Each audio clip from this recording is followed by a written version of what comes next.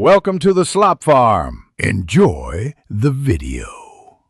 You start by anchoring the puppet to its armature and establishing a baseline pose so every move is incremental and repeatable.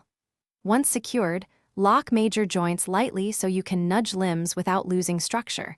Make sure the rig doesn't flex. Set your camera on a fixed tripod, frame tightly, and note the focal distance to avoid accidental zoom. Finally, mark foot and prop positions with tape. This gives you reference points for every frame and prevents drifting over time.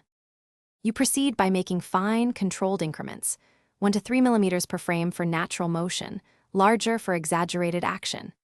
As you move a limb, adjust counterweights or nearby parts to generate believable secondary motion. This is why you coordinate hands, head, and torso together. Pause to check playback every few seconds so you can correct timing. Use a remote shutter or intervalometer to trigger frames without touching the camera. That removes vibration and keeps alignment exact.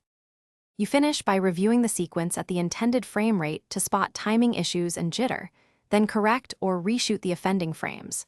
Once satisfied, use onion skin overlays or frame blending in your software to refine motion arcs and smooth transitions.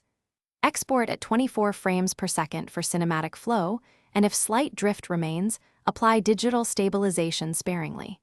Troubleshooting tip: if the puppet jitters, check and tighten the armature connections, remark positions, and